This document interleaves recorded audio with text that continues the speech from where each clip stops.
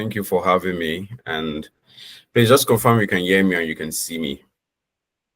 I want to be sure I am audible and everyone can see me. Please confirm. Yes, we can hear you, sir, but I can't see you.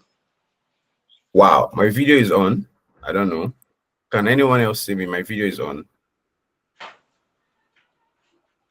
I don't know. Maybe it's a network or something. Or my video is turned on, yeah.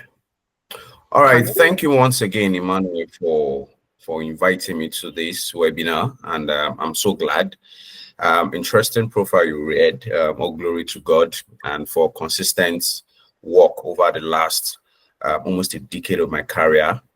I start as an international consultant, working with these organizations, and also it's glad and excited to say that I won my first grant as a teenager, and that was from UNDP. So I've been very, very curious about what's going on in the grant space, right? Understanding the grants and the grant scheme, and also making sure that how can I win these monies, right? A couple of times I see people going home with thousands of dollars, and I'm like, why not me? Why am I different? Why? Because they don't have two heads. Can I get these things, right? And I've gotten a couple of grants, and like I said, I was a teenager. I think I was 17 years when I got my first grant, and it was wow from UNDP. I used it to do a lot of projects around quality, access to quality education in some very low areas in Abuja at that time, and it was wonderful. So today, I'm super interested in talking to you guys and also making sure that you get the best of the learnings that I've gone through, real experience. And this is not just, doing research and picking words from one place to another. These are experience that I'm pouring out, and also pouring out the things that I'm very, very certain would help the teenagers listening to me today. First and first, grants is there. The grant money is there. I once spoke to somebody who was working with USAID, and the person said, we have a lot of money, but the projects that are coming to our table are not interesting enough. They are not scalable. They are not sustainable, right? So grantors and donors are saying, come and take our money. But Nigerians and most of us are saying, we don't want your money. So it is good that we have teenagers going through this learning so that you are able to structure yourself step by step by mastering the art of grant management, and also critically positioning yourself for scalability and for impact. This lesson is for those who are business owners, NGO founders, NGO leaders, and even individuals. Even if you are not registered as a business, if as an individual you are fit to get a grant. One company I know so well, even without registration, just your name, you can get a grant from them, is the Bill and Melinda Gates Foundation, right? But you must have track record of some of the things you've done in the past, right? So this, as you can see my screen, these are the structure I'm going to be taking us through. It's not going to take much of our time, so that we can have a lot of time to discuss ideas and also, put you through some practical steps that you will need to succeed as in writing your proposal or seeking for that grant. So number one thing I will be talking about is that big idea. It all starts from an idea. Trust me, it all starts from an idea. And that's why when you were reading my profile, you could see a lot of innovation, right? I've done a lot of innovation, design thinking, engagement, research and development, survey, just to make sure that there's one big idea that I'm trying to scale, or there's one big idea I'm trying to sell to my people. And the second is identifying opportunities. The third is crafting compelling proposals. And lastly is the post engagement and the post management of, once you've gotten an award, once you've gotten a particular grant funding, what next, right? A lot of people fail at that stage. What next? Post engagement, post receiving your grant funding. What do I need to measure? What do I need to report? And moving on to the next slide. Okay, moving on to the next slide. I want to talk about understanding the grant landscape, right? Understanding the grant landscape. Like I said, grants money are monies that are non-payable funds awarded to various entities. Like I said again, everybody on this call, you are eligible for grant funding. It's just based on how you position yourself, right? It's not like a loan, it's not a crowdfunding. Grants are typically tied to specific projects or purposes aligned with your donor's mission or your grant funder's mission. You get me? So if you are seeking for a grant funding today, you need to understand the mission and the vision of whoever or whatever company is giving you that money. There must be an alignment of saying this particular person is interested in capacity building, entrepreneurship development, climate change, agriculture, and your pursuit, your purpose for your own business or your purpose as a person must have an alignment with that funder or the donor. You know, and sometimes they throw out key terms like the request for proposal, letter of inquiry, matching funds, and a lot. And let me sort of explain this request for proposal. So request for proposal is something you see on grant platforms, platforms like grant.gov or some of the platforms you see online that are giving out funding, right? The request for proposal is always, it comes with the terms of reference that clearly details what this particular donor organization wants, right? For example, if Teens Innovation Fund is giving that money, the entity under Teens Innovation Fund is a donor. You call them a donor, right? Mr. Tony Lumelu today is a donor because he has a foundation that gives grant funding to entrepreneurs, right? And for letter of inquiry is a letter you write to an organization seeking consent to, to get funding, right? It's also known as expression of interest. So if I stay in Ikorodu today and I know some industries, some organization in Ikorodu where I reside, I am able to send a letter of inquiry or a letter of expression of interest to them stating that we are doing a project around this, and we see that your organization is interested in this area. What do you think about, collaborating to execute this project? Sometimes they call it a corporate social responsibility. So most times those guys do not have time to do those CSR activities, and they need foundations and individuals to come do that implementation. And lastly, matching fund. Matching fund is me going to a donor saying, this particular project is 5 million. I have 2.5 million and I want you to bring your money. Let's do it together. So that's the matching fund. It's like a JV, like a consortium coming together to execute, right? And like I said, common categories span across non-profit, education, research. All of these guys are eligible to get grant funding. The first thing I want to talk about is, what's that big idea? If you think about your purpose today, what thing would you classify yourself under? I usually advise my people to focus on the sustainable development goal. That is one big platform, one big goal you can spark an idea from, right? The big idea, right? So the sustainable development goal is 17 goals that captures number 1, no poverty, 0 hunger, good health and well-being, quality education, gender equality, clean water and sanitation. Why I'm saying this is because I've seen a lot of people come to me, oh, I need grant funding. By the time I ask them, what idea do you have? What project are you doing? And they start saying things that are not even grantable. So now it's all about the idea. Somebody has come to me one day and say, oh, I operate a system whereby people can sell their fairly used products, right? If I have a shirt that I'm no more using, I can sell it off on the platform, and you need a grant. I'm like, what's sustainable in this idea? How can I sell it to donors and they are able to give you money from their pockets? So this is one big question we must ask ourselves. What is that big idea? What can I sell to my donor? What do I have as I sit, as I speak with you, as I'm listening to you right now? What do I have inside of me? So the UN had to set up this goal, and it's a goal for 2030 for us to achieve all of these things in the next 5 years.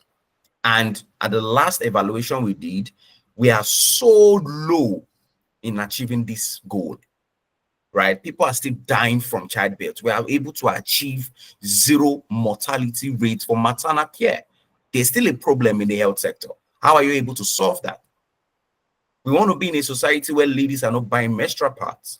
We want to be in a society where people have access to quality healthcare, in a society where people have access to quality education. Those are problems. Ideas and opportunities come from the aspect of solving a problem.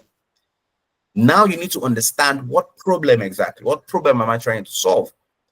And you run through that problem by designing a project or a product that can attract grant value and also give back in terms of impact implementation in your business. So I had to write something down, which is very interesting. I think you should see it. Is goal, program, project, and activities. So guys, before you do anything today, before you check yourself and say, am I grantable? Can I get $5,000 grants from T.Y. Danjuma Foundation, from Meta Foundation? Currently, they are giving about $25,000 Meta Foundation to the government for individuals to do things around health, agriculture with artificial intelligence. How do I know I'm capable? Number one, you should have a goal. From that goal, you should break it down to a program. From a program, you should break that program into a project. And that project should be broken down into activities. That is how you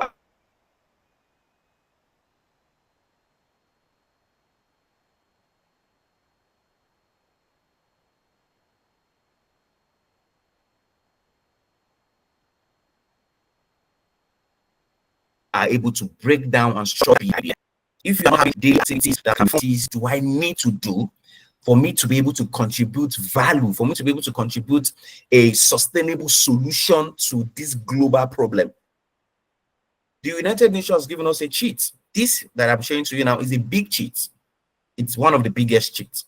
And if you do a lot of research about that, you see a lot of indicators that are tied for you to do a project. So my encouragement and my motivation to you now is there is a problem out there. We need you.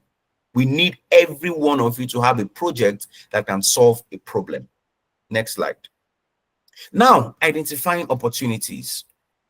So now you have an idea, right? You have an idea. And the next thing you need to do is, how do I identify grant opportunities? Right? Apart from the Teens Innovation Fund that you have, where else? Number one, you need to go on developmentaid.org.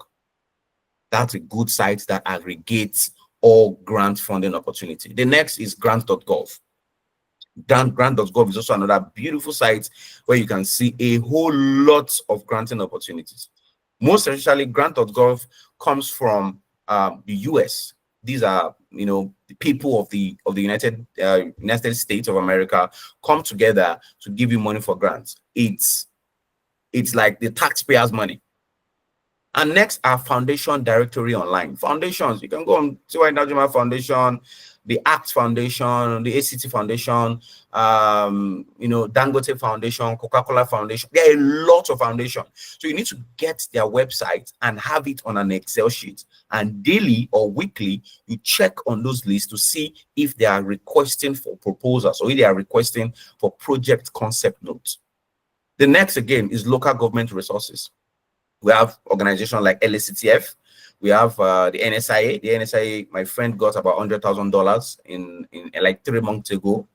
We have the Cascador that's giving investment funding in terms of, grants. There are a lot of grants and equity-free funding for businesses.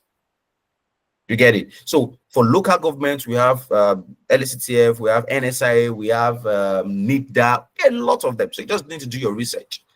As I speak with you today, I have over 200 links of grant opportunity links where it can take you to that website and say, oh, this application is here, you need to apply. Like I said, like when I was very younger, I got my first grant I did of 16, 17. And what I was doing then, I was interning for somebody in international development consulting. I was learning at that very young age. And I was saying to myself, how can I begin to eat the money these guys are eating? It's just idea. It's just the brain. Right? There's no seniority. There's no, oh, I need to be 18. No, it's just the brain. Right? And lastly, you need to look out for industry-specific newsletters. Moving on, you need to do research for grants. Again, I use Perplexity AI. You can try it out. Just use keywords. I also go on Twitter, use hashtag grants, hashtag Africa, hashtag climate change. You see a lot of opportunities. You can also do it on LinkedIn, hashtag this, hashtag that, which is very simple.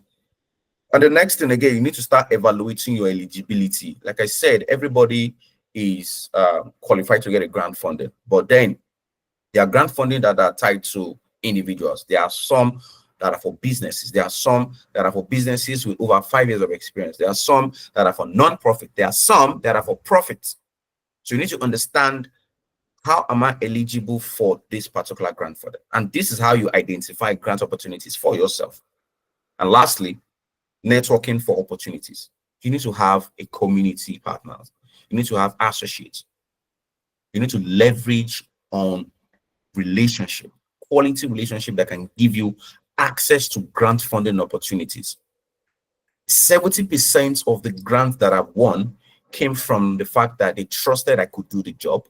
They trusted that I have a solid relationship. I was diligent in my work. I was honest with my work. So as a young person, one of the greatest assets you have is to be very diligent. It's very, very, very diligent with what you do. I made a mistake one time, and let me just kind of deviate and tell you a story. I got a grant, and it was a very large amount of money. I got that grant into my account, and when I saw the money, the next thing I did was to go and do Dorime. I don't know how many of us know the meaning of Dorime. I went out, I was enjoying, I bought things. So it was like 20% of the money I now used to do my project. And when I submitted reports, after your project, you need to do midterm reports, to do end term reports, you need to do baseline review and all of those things. So when I submitted my final report, the donors, they were just laughing and say, are you sure this is a value for money? Because there are some indicators that state value for money, and it always tied to your impact analysis, right? So if you have given $100,000 and you go ahead to spend maybe $20,000 on your project, we are not saying you should spend all. You shouldn't spend all, because you need to pay people, right? So if you are saying 100,000 naira is going to cover for 20,000 women training, or 2,000 women training, $100,000 for 2,000 women, you need to be able to reach that figure and beat that figure.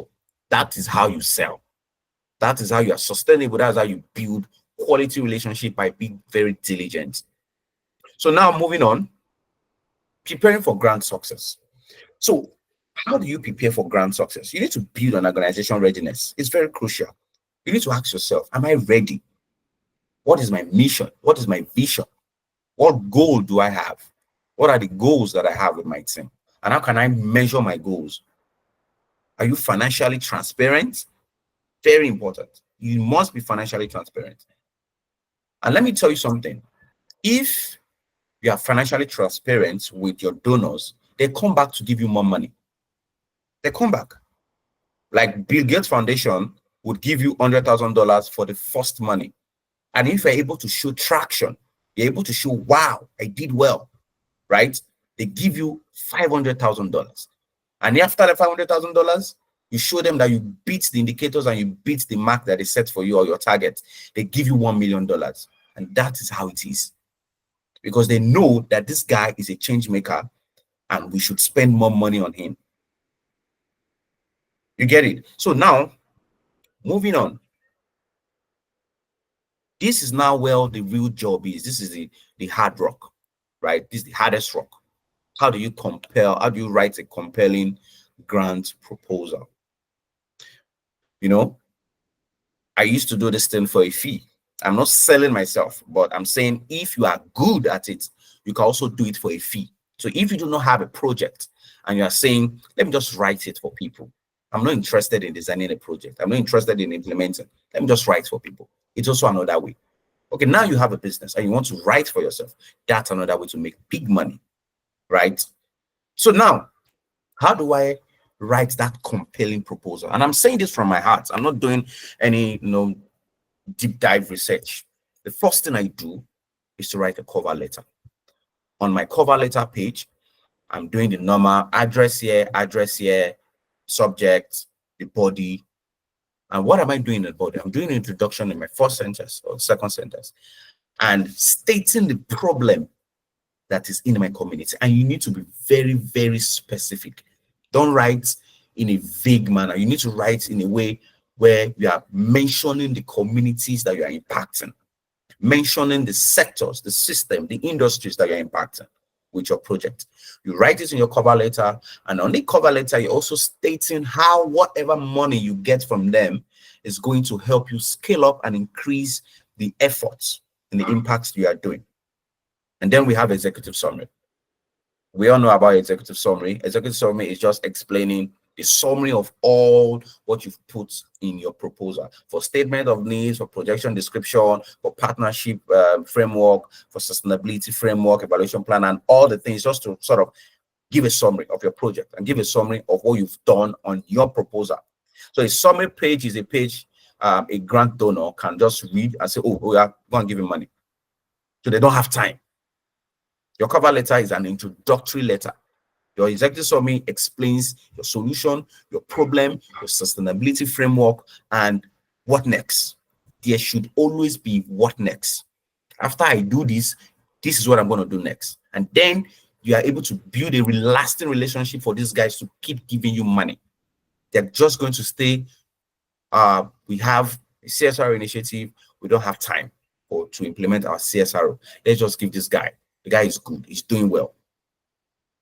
Right? And next is statement of need. Statement of need is when you are doing a project, you need to ask yourself, why do my community need me? Why do I think Tony Lumenu needs me? Why do I think Dangote needs me? Why do I think Otoeze needs me? Why do they need you? The statement of need. And the statement of need comes from what problem are you solving? There are lots of problems out there. I only mentioned the United Nations 17 goals. We also have the Agenda 2050 for the African Union. There are problems. When you do a lot of research, you see that you are needed.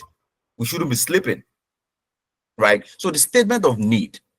The statement of need is what exactly am I going to give to these guys? Why do they need me? That's one. And then we move to the project description. So your project description is what's the solution? And let me go back a bit. Your statement of need should come with verifiable data. You can say in the last 2 years, out of 1,000 bets from women, we have lost 300. Out of 1,000, we have lost 300 due to this, and that. Those are the causes of the problem. That's the statement of need. However, with my project, I will be able to reduce this bet, this debts by mothers who are trying to give birth to like 70%. I will reduce it to 70%. And this is what I'm going to do. By the time you're able to sell that in your statement of needs, you now come to your project description. So your project description now is not covering a detailed methodology and approach to solving that problem. What do you need to do? I need to do community engagement, community outreach. I need to do a lot of campaign and awareness program. I need to do a lot of IEC development. IEC is information, education, and communication development. I need to, you need to be detailed in your project. Right? You need to be able to explain who are your partners? Who do I need to speak with? Who are the government's relevant agencies to make this happen? Do I need to partner with the primary healthcare center? How are you going to partner with them? What are their responsibilities? What are their buying? What international support am I looking forward to? So that your project description should cover everything. And then your goals and objectives. So the goals and objectives can be under the project description. Right? Your goals and objective, what I was stating about the sustainable development goal, you should have a goal. The United Nations has a goal. They have objectives. If you do a lot of research, you see a lot of objectives out there. What are your goals? I want to reduce the death rate of women that are giving birth in the next 3 years. There should be no death. Do you know it is very, very impossible for a mother to give birth without the baby dying or without the mother dying? It's very possible. It's 100% possible. As we speak today, in the United States and also in the European countries, there is zero mortality of maternal care, of maternal and newborn child health. Zero mortality, no death, no disease.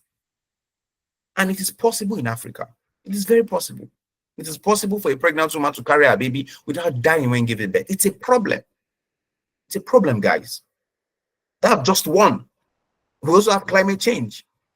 We also have education. It's very possible for children not to be out of schools. About some years ago, there were 13 million children out of schools in Nigeria. It's a problem. And honestly speaking, if you are able to see these things as a problem, you are passionate enough to bring down a project that can solve this problem. How do I bring 30 million children out of schools back to school? How? Once you're able to tell you how, you're able to draft your goal, you're able to draft your objective, and trust me, I personally will link you to grant donors. And another thing is evaluation plan. You need to have an evaluation plan. That's very necessary for you. You need to evaluate your performance. In the organization, employee call it KPIs, key performance indicators. In your project, you need to do an evaluation.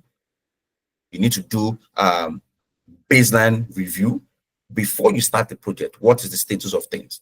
Right, before you start the project, what is the status of things? That is how you measure your evaluation. And 6 months, maybe you are doing a project for 1 year. Listen to me. Maybe you are doing a project for 1 year. Before you start the job, do a baseline review. Do a review of what's going on before you started. And 6 months, you need to do a mid-term evaluation report. That in the last 6 months, I have done this. There's been a change. Then the next 6 months, ending the project, you now need to do a final report or a final evaluation plan that says, when I did it for 6 months, I got this. After 1 year, I got this. And I always tell people, your 6 month report should ×3 your end line report in evaluating your project. And coming down to one very interesting thing we would like to hear, budget and budget narrative. I would advise us to Google and do research about value for money. Value for money, the United Nations used to have an indicator that helped them to manage value for money. So if you are costing this wristwatch now for ₦1 million, this is an Oramo watch. It doesn't worth ₦1 million. So they have a kind of value for money metrics that says, this is what it is. This is what it is. So even if you are doing administrative costs, there's a percentage according to the UN evaluation for finance, right? Before you write your budget, please know the market price. If you are budgeting for logistics, if you are budgeting for flights, if you are budgeting for hire of events, or whatever thing you are doing, the materials that you need to execute your project, please know the market price. Because trust me, these guys, they know. So if you are trying to, quote and put a budget narrative beyond market price, it becomes a problem. They start thinking, oh, this guy just wants to eat us out. Maybe somebody have trained 20,000 women for $100,000. For example, somebody has trained 20,000 women with $100,000. And you are coming to say you will train 1,000 women for $100,000. They will kick you out. They won't just kick you out. They will kick you out. They will find you and arrest you, because that's stealing. So you need to know your market price. You need to know the cost for your expertise. You need to know what exactly are you costing for your remuneration, your cost for maybe logistic costs, hotel costs. If you need to travel, there's just a lot of costs. If you need to put security aside, security costs, and all of those things. So you need to have them with the real market value. And if you're talking about profits, normally NGOs shouldn't be for profits, but there's a way they make their money, right? Because you are paying yourself. You can say, for me to be on this project, I need to pay myself every month 500,000 naira. Okay, yes, 500,000 naira is good. I need to be on this project. I need to put my cousin, I need to put my mom, the cameraman that is going to cover your project, real-time videos and all. You need to get a real price and put it there. So sustainability plan. Sustainability plan is what next? How do you create sustainability framework? One way, partnership with the government. Second, community engagement. Third way, sustainability can go in various ways. And let me explain. Sustainability can be economical, it can be environmental, and it can be in policy, right? Economical, environmental, and policy. So for you to have sustainability is, how do you plan for the continuation of your project in Adamawa, for example? How do you plan continuation? How are you sustainable? Financially, which is economically, policy, and environmentally. So those three things are very important to think about your sustainability plan. For finance, which is economical, Who are your prospective donors that you plan on reaching out to continue funding your project? And if you are going to allow them to fund your project, do you want to do 1 year? Do you want to do 3 years? Do you want to do 5 years? That is the sustainability for finance. For your policy, you need to always do policy checks. Why this policy is important? I remember Go-Kada. Go-Kada came and suddenly one policy crashed them out of the market. One policy. When Lagos State said no more Okada, Go-Kada died. And it was, I think it was a Chinese company or Singapore, I can't remember. The company died. So you need to be friends with your policy makers. If they are trying to set out policy that are going to kill you out from the business, you need to be friends with them. You need to partner with them and say, no, see, I want you to be part of this project so that the project can succeed. Once government entities are part of you, there's no policy that can take you out because their policy is backing you up. And lastly, environmental. Are you environmental friendly? Are you burning plastics? Are you doing things that are causing harm to the environment? So those are the 3 pillars you need to check if you're trying to set up your sustainability plan. And for the appendix, it's just maybe pictures of previous documents, pictures of previous projects you've done, your sustainability framework, your previous impact reports, your infographics on some of the things you've achieved. Just to put them there as additional information. Moving on, submitting your proposal. Very simple. So one of the most difficult platforms to submit grants or proposals is Quantum, and it's owned by UNDP. Very difficult. I'm saying it here. I have to mention their names in case any of the UNDP staff watch this video. I'm being very honest, right? I'm very, very honest. It's difficult to manage. So submitting your proposal is also something you should know. You need to understand the platform because a lot of people want to rush and submit when it's like a day to the deadline. That's when they will tell you that you need to register for something that will take 3 days for you to get an entry into their portal. It happens. So always submit like 5 days to the deadline. Because if you say you want to submit 2 days or 24 hours, there are some applications that you need to be a verified entity. And that verification can take you 2 days and you've missed out. So imagine putting all the resources together to write a proposal and only for you to fail not to submit. So submitting your proposal is also important. How to navigate through the submission portal, how to understand what they are requesting, how to put this here, how to put it here. You need to be very patient and detailed. Next, so winning the proposal. So this is just post-award management. You've gotten the money. Congratulations. Everybody's clapping. You go to church and give testimony. Very good. And what next? What next? So you need to create a detailed grant management timeline and assign roles. So once you have your team, and it's always like that, the responsibilities and the team you use to submit a proposal cannot be the same team and responsibilities once you get the proposal. Before you are giving an award, once you are getting the award, before you are giving the award, some of the BEAC, like the Bid Evaluation and Award Committee or the Grant Reviewing Committee, can sit down with the program managers and project managers looking at your project, right? Or looking at your proposal, and they will tell you that, see, remove this, remove that, remove this.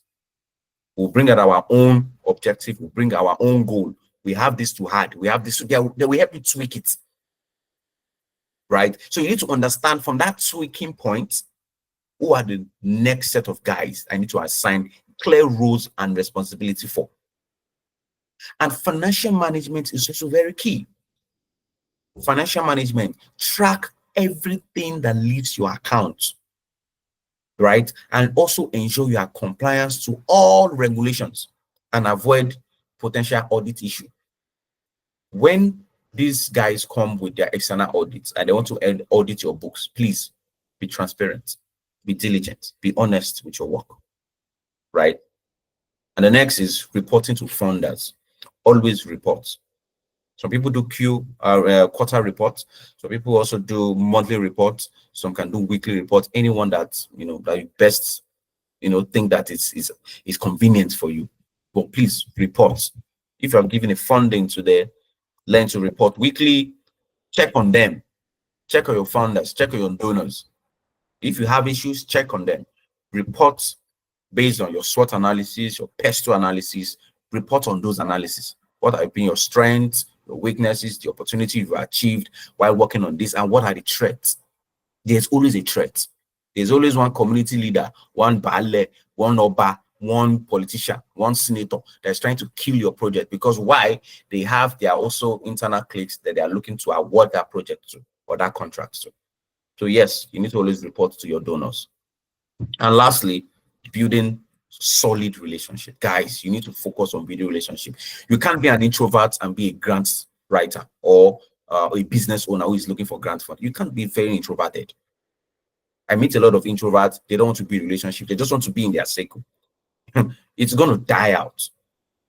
If you want to go fast, right, you go alone. But if you want to go far, you go with partners. You go with partnership. Relationship, partnerships are very important for your business. Speak to people. Talk to people about your project. Don't be shy. Don't be timid. Don't think it's by age. You're a teenager today. You won't be a teenager tomorrow. You can be a teenager, but your influence to give you access to some doors would be based on what you have done. And as a Christian, Jesus started preaching at, I think, about 12 years, if I can get my Bible scholars here. But, you know, start early. You will enjoy it.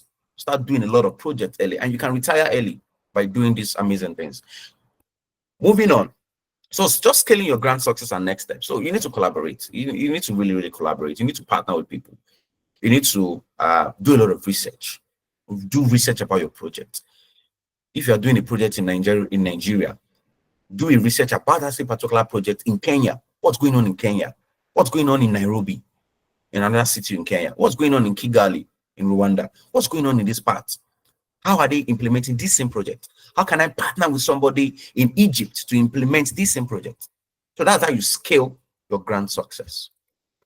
Wow, so that was the end. I was just enjoying myself talking. So thank you so much for the time, and I really appreciate. So questions and answers, questions and comments, feedback. Thank you. Cheers, everyone.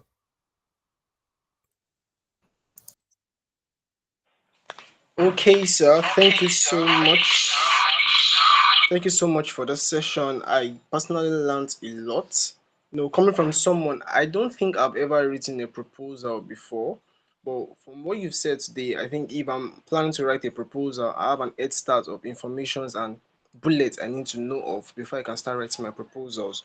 You made mention of our cover letter, the executive summary, statement of need, project description, goals and objectives, evaluation, budget, etc. So these are the things that we need to put in our proposals to make it standard and worthwhile. So what I'll be doing now is that I'll be taking questions from the audience. So if you have anybody that wants to ask a question, you can raise your hands, then you unmute your mic to speak. If you can utilize the chat box also, that's also allowed.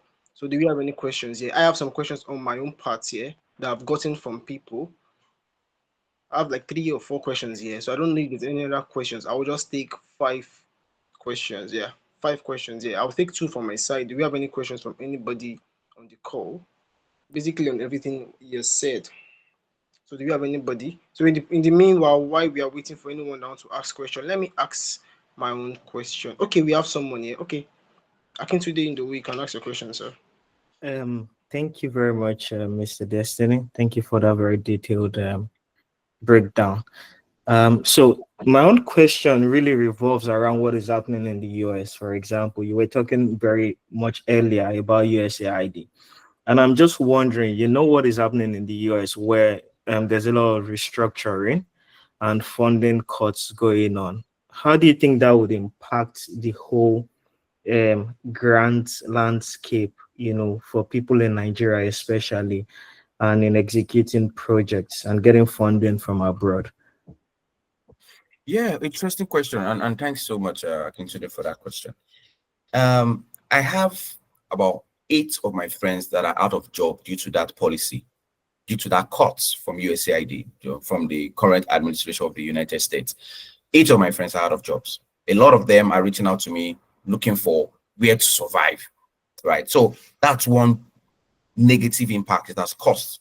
And the HIV program, the USAID also supports HIV program. I think it's called PIFA or something.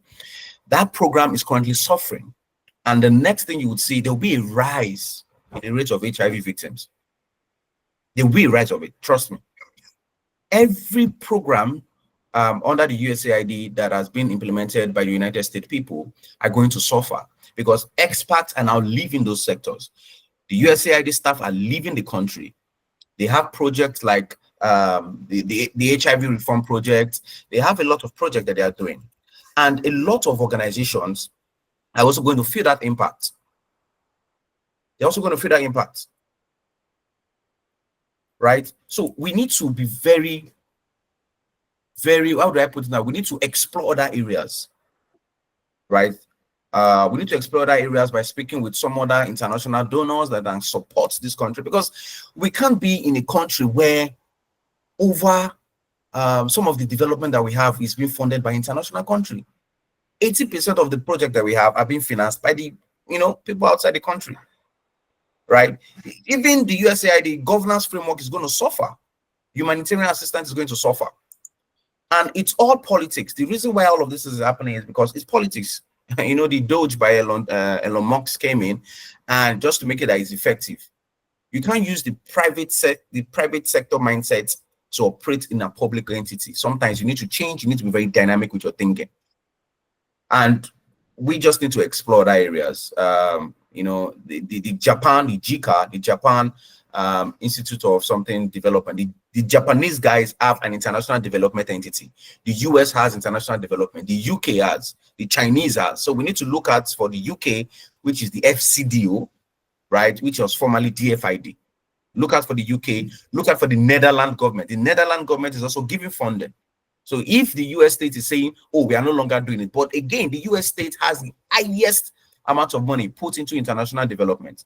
The United Nations has the highest. So nobody can beat them. They are the highest guys. So it's going to affect sectors like agriculture, governance, health, security, a whole lot. But it's just politics. And I hope they resolve that policy soon. And I think Elon Musk and the president is currently fighting. So, and we just pray. So by the time they are done fighting, they can bring back the policy. So that's the clarification to your question. Thank you for asking, Aki, today. Thank you very much. Thank you. That was really helpful. Can I just quickly ask a follow-up question, if you don't mind? Yeah, please go ahead, please. Okay, so in Nigeria, for example, and I know you would have access to a lot of this data and stats. How much or how effective is our own local grant or funding scheme in terms of our local development? How much is it? When you weigh it against international, you can't even. I understand you can't even weight against international. But if you say, let me give a percentage, I would say 2.5%. Our local donors are. You don't need to look at their angle. I was still speaking with a very senior person in the space for Employment Trust Fund in Lagos. I was still speaking with someone very, very senior, and the person made mention of the fact that it is difficult to get local funding. Very difficult, very, very difficult. But is it possible? Yes, but it's difficult. It's influenced by the relationship you have with these guys. So if I have a relationship with Dangote, I can bring a concept note to Dangote, just one page concept note. Those guys at that level, they don't read proposals, honestly. They only just give it to somebody to go and read it and give them a review. A WhatsApp chat can give me my grant funding from those guys. It's just based on the influence and relationship. So as the structure we have in Nigeria, our local entity are it's a disaster. And this is because all of the monies we make from the people are all going for governance costs. Aso Rock wants to renovate, the national headquarters wants to renovate, that is all the monies. But however, there should be some monies set aside for grant funding for these guys. But they are doing well, but I would say as compared to the international guys, it's about 2.5%. Yeah. Thank you. Thank you. Yeah, cheers. Okay, sir. So thank you for that. So I have some questions here that I got in my DM. So the first one is, what is one common mistake that people make while writing proposals? Like, what's common mistake have you noticed that people do Okay. while writing proposals? That's a very good question. Trust me, because I've also spoke about that in Startup Lagos. If you know Startup Lagos very well, it's like it's the likes of Tech Cabal, Tech Crunch, all of those guys. So I was interviewed, and that was the first question they asked: the common mistakes. I would say I would take it 2-3 steps, right? And I said the same thing in that video. Number one is the starting. When you do not understand what your grant donor wants, please have an understanding. Demonstrate it in a way that you can explain it to a 5-year-old child. What do they want? What do they want exactly? What is their demography of interest? What area are they planning to execute their project? That's one.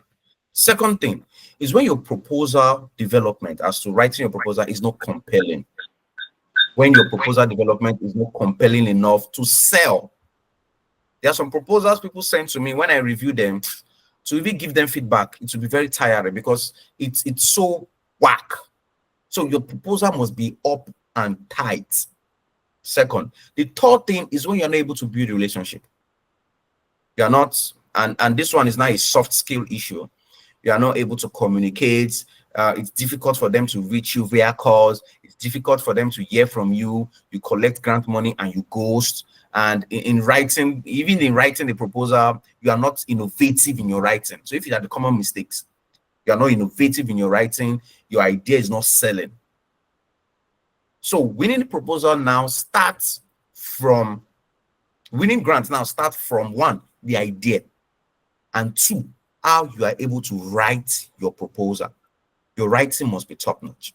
I can send you a sample of a proposal that we wrote to World Bank that gave us $560,000, and you would see the level of attention we give to that proposal.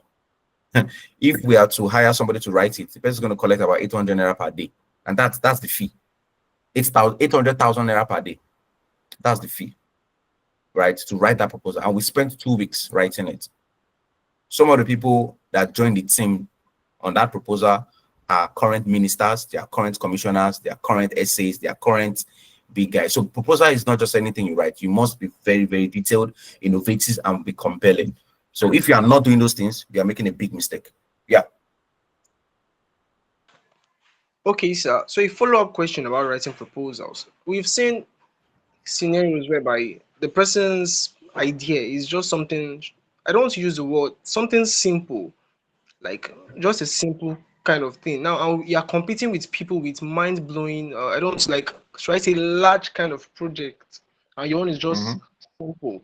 Have you seen such scenario, and how is the person that has that simple idea able to scale through and get proposals over these guys that have the large or complex kind of project, sir? Okay, so I would say, can you hear me? Yes, perfectly, sir.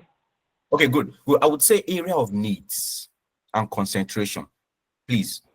Area of need or needs and concentration. What does that mean? If a big organization, a big entity who is my competitor or who we are together chasing particular funding is already doing interesting things in Lagos Island, and I am here, a small entity, also fighting for that $50,000. The big organization and the big guys are already doing things internationally, but me, I'm here in Ijebu with $50,000 in Ijebu. So there's a grassroots selling you must sell. Grassroots, in the last mile, let me use that word. You must sell last mile. You must sell that this gap is wide. Why are you funding these other big guys? There's a gap here. There's a gap here. People are dying. People cannot drink clean water. Come to Ijebu, come to Songo, come to, deep areas. Go to Zamfara, go to Castina. So that is how you win over those guys. You must, so, and I do not think that it's very competitive. It's not competition. So by the time you start having a mindset that it's competition, you start losing focus. Focus on your project. Forget the competition out there. Forget the noise. Forget this one collect. Don't put it down to your side. Just focus on your project and be able to sell impact. Be able to sell a solution that is truly, truly, truly solving a problem. And with that, you are good. You don't need to look at your competitors or the guys that are fighting for the same money you're fighting for. Yeah.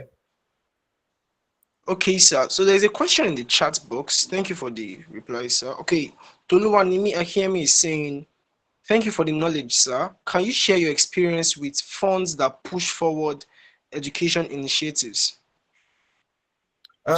Education initiatives. There are a lot. At the top of my head now, I can't begin to think. We used to have one by FCDO. It's called PLAN, Partnership for Learning and Something Development. It was funded by the FCDO. Aside that, we also have the ACT Foundation. The ACT Foundation is owned by Access Bank, I think. Asset Coronation Trust, right? Yes, Asset Coronation Trust also. So Asset Coronation Trust also fund educative initiatives. And aside those organizations, you can also look out for individuals, high net worth individuals. If you know an uncle is rich or an auntie who is rich, or you know somebody who is doing well, you don't need to chase too much big of money. Start small. You can ask them for 1 million naira, right? You just ask them for 1 million, even 500K, but do something with that money. Do something, snap pictures, do a video, and send it to them with a thank you note. And tell them that, uncle, if we do more of this, this is the solution and the impact we're trying to make. So don't worry yourself about the organizations that are looking for interest in education, right? Just worry that you have a problem, you are able to start small and scale. But if you are truly looking for organizations that are funding education projects, UNDP is there, MasterCard Foundation is there, which other one I mentioned, DFI, the FCDO is there. We have the UNICEF for children education. We have the Lego Foundation. The Lego Foundation are pushing, they are currently accepting grant funding now. They are pushing an initiative that says, how can children learn by playing? Lego Foundation are the guys that they do our toy, the Lego toy. If you play with toy when you're a kid, you know Lego. So Lego Foundation also gives some amount of money. So those are just a few guys for education. And for education, you need to be very structured. What kind of education? Is it early childhood? Is it adulthood? Is it vocational education? So for what you call about education, you need to also narrow down, because most of those guys are focused on narrowing down your project, not just education generally. It's wide. It's going to be even sex education, right? With sex education. So then you need to be very, very specific. Thank you for the question. Okay, sir. Thank you very much. I have my own question. I have not asked my own question. Those questions I've been asking have been people's questions. Go ahead. My own question now is about the budget. So even on a normal ground basis, if I'm going to the market, let's say I plan to spend something worth of 2K, and when I get to the market, I figure out that the things are already expensive and I'm spending more than 2K. So let's say when I'm doing my budgeting at the time of proposal for my project, and let's say the money I calculated there compared to when it has been approved, and so let's say there have been an increase in price of goods or the price of deliverables that I'm meant to achieve. So how will the people funding me cover up for this? Is it that it's none of their business, or I'm meant to have put in factors of excesses and miscellaneous while planning? I'm just the budget now. Have there been cases whereby people under budget and the projects cost way more? And what do the people funding this project do about it? Okay, good question. Good question. I like that. And I've been in a scenario like that. So before you submit your budget or your financial proposal, please have 30 days validation or 15 days validation. State it there that note this financial proposal is valid for 15 days or 30 days. That's one. Secondly, you need to always have contingencies reserve. You need to have contingencies reserve. That contingency reserve is to allow for risk factors. It could be traveling, and God forbid you are going to another location and there's an accidental damage in your car, and you need to fix it. Sometimes when you do out of pocket, it affects you because you are going for a project and there's been a financing for this project. You get. So you need to do contingencies reserve, and it should be about maybe 20% of the whole value of the project, the whole budget, 20%. But you must not specify it in that proposal that the contingency reserve 25%. No, add it and split it in those individual costs. Your cost for people, your cost for equipment, your cost for this, split it across those costs or those items. So that in that way you are able to plan. And I think there's a company that sometimes insure most of the projects. So if you are doing a project, then you need to insure a lot of things, and you are putting some monies aside that serves as an insurance, so that there's no problem. I think Leadway Assurance or something. I can't remember now on the call. But if you are not given a validation of your financial proposal, you need to have at least 25% contingencies reserve to allow for risk issues. And thirdly, you need to assure, you need to insure and speak to organizations about insurance. And in the case of inflation, you need to always go back and rediscuss the financials. There's no way you can do it. You need to go back and talk to the donor. You either reduce the scope. The scope is, if you are training 1,000 women, reduce it to 500 to accommodate your money, right? If you cannot hit the 1,000 that was agreed, reduce it to 500. I would advise you do selling of substandard product or a project that is not of high quality. Always put your mind on quality, but please reduce quantity. Put your mind on quality, touch quantity. You can't go and meet your people that they are selling this laptop that we have put for 100,000. Can we buy them a laptop of 20,000? They will look at you and it doesn't make sense. So instead of you buying for 100 people the laptop, reduce it to 20. So that's it. Okay, sir. And please always communicate this with your donor. Always communicate this with your donor. Can go ahead. Okay, sir. All right. So lastly, I want to. So you are aware that the people organizing this webinar is the All Teens Teen Podcast, and they are currently running a competition, which is the Teens Innovations Challenge. Now, the Teens Innovations Challenge will be receiving ideas and proposals from teenagers now within the age of 13 and 20. So now, what do you have to say about these things, like to the teenagers out there, to the teenagers on the call? What do you have to tell them? Like, is there anything you want to tell them specifically about their ideas? Now, we have some teenagers that they are not trying to. They have the idea how to like juggle it and put something worthwhile. They are having difficulties in doing it. So, what do you have to say about this kind of teenagers, sir? Okay, thanks again for the question, Emmanuel. For the teenagers out there, please increase your level of focus, because we live in a world of too many distractions.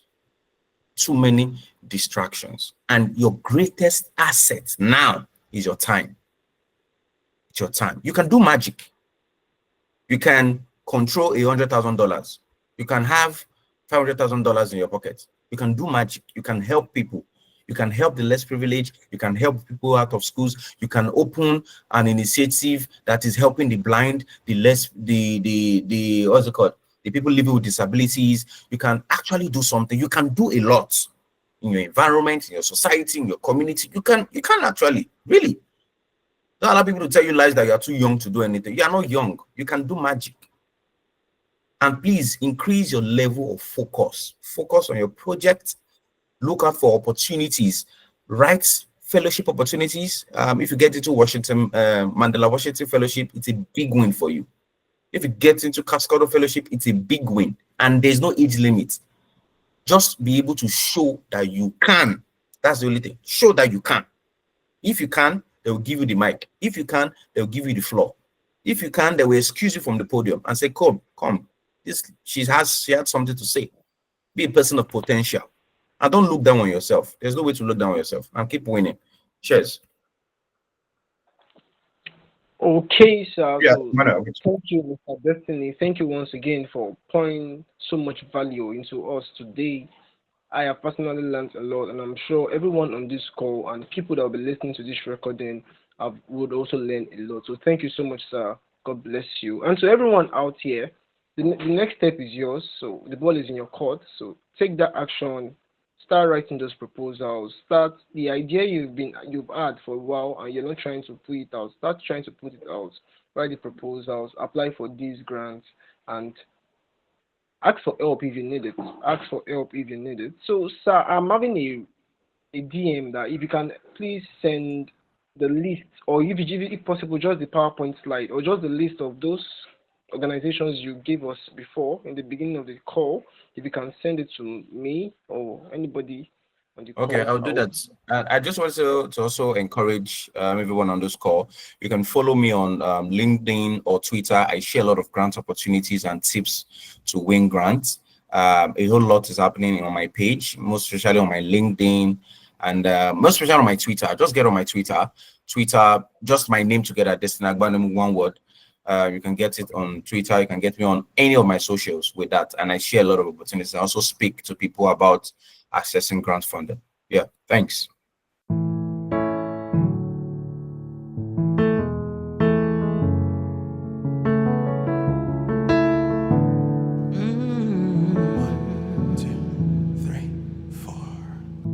It's so unusual, it's frightening. You see right through the mess inside me, and you call me out to pull me in.